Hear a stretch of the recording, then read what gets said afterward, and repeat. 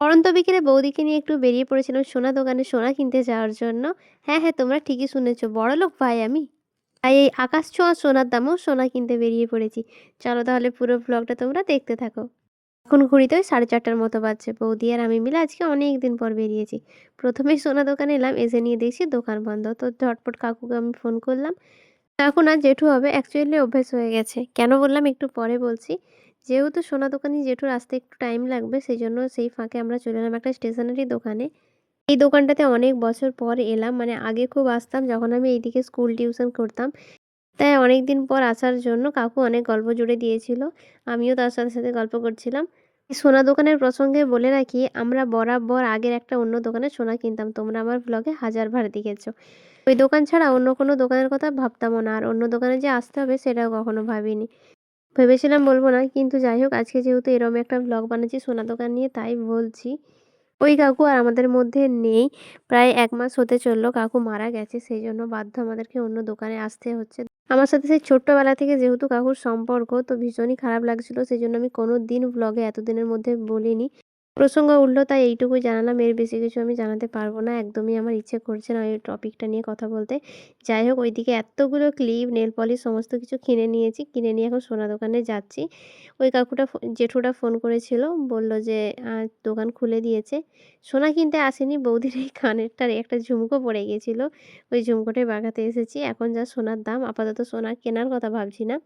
তারপর আমরা চলে এলাম কেক কিনতে, এখান থেকে কেক নিলাম, তারপর একটা স্টেশনারি দোকানে ঢুকলাম। আগের দোকানে কিছু জিনিস আমরা পাইনি, গাদা গুছে ক্ল্যাচার নিয়ে নিয়েছি, তারপরে এই দোকানটাতে এলাম।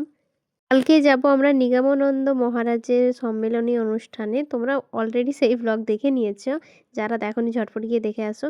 তো ওখানে তো সোনা করে যাওয়া যেত না, সেই জন্য কয়েকটা ইমিটেশনের চুড়ি নিল বৌদি। আর এইদিকে শালবনী স্টেশনের অবস্থা দেখে আমি তো পুরোই অবাক, পুরোপুরি স্ট্রাকচার চেঞ্জ হয়ে গেছে। এইখানটা যেখানে সমস্ত ফুচকা দোকান বসতো সেইগুলো রাস্তার উল্টো দিকটায় বসছে, এই রোটাতে সমস্ত খাবার দোকানই এই সাইডটাতে বসছে। আর এই পুরো এরিয়াটা জুড়ে হচ্ছে স্টেশনের জায়গায়, পুরো এরিয়াটা জুড়ে হচ্ছে টিকিট কাউন্টার। এই যে সাদা কালার ঘরটা হয়েছে এটাতে হচ্ছে শালবনীর টিকিট কাউন্টার। এরপর যারা ১ নম্বর প্ল্যাটফর্মে উঠবে তাদের অবস্থা তো পুরোই খারাপ, পুরো ব্রিজ পেরিয়ে এই সাইডে আসতে হবে টিকিট কাটতে। শুধুমাত্র এই দিক থেকে যে লোকগুলো যাবে স্টেশনকে তাদেরই ভালো, বাদবাকি খুব খারাপ অবস্থা। এত সুন্দরভাবে বাগাচ্ছে জায়গাটা দেখার মতো, প্রচুর বড় এরিয়া দিয়ে শালবনী স্টেশন তৈরি হয়ে গেছে অলরেডি।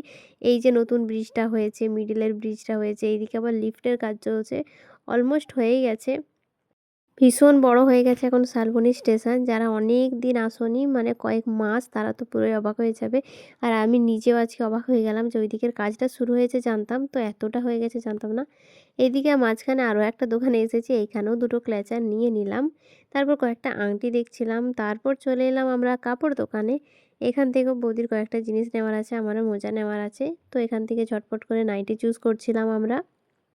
হাতে সময় থাকে বিকেলের দিকে, শালবনীর আশেপাশে থাকো, একবার এসে স্টেশনটা দেখে যেও, তোমরা বুঝতে পারবে আমি কেন বলছি। এদিকে আমি এখন নাইটিগুলো দেখছিলাম যে কেমন লাগছে। আমি এই ধরনের নাইটি পরি না, আমি যেগুলো পরি সেইগুলো হাতে কুচ কুচ দেওয়া আছে, মানে ওই লেস ওয়ার্ক করা টাইপের।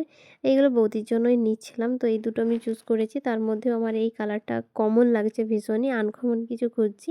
বলতে বলতে আমি এটা দেখতে পেলাম, তো ভাবলাম এই চকলেট কালারটা আমার খুব ভালো লাগছে, তাই এটাই ফাইনাল করে নিলাম।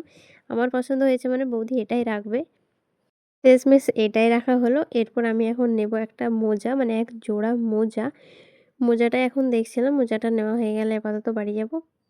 ওইদিকে কেনাকাটা করে নিয়ে চলে এসেছি খাবার দোকানে, খাওয়া দাওয়া তো করতে হবে। আমি এদিকে নিয়ে নিলাম চাউমিন, আর বৌদি অর্ডার করেছে মোগলাই। আজকে গুলোকে নিয়ে আসিনি প্রচণ্ড ঠান্ডার জন্য। চলো তাহলে আজকের মিনি ব্লগটা এখানেই শেষ করি, দেখা হচ্ছে পরের কোনো ব্লগ।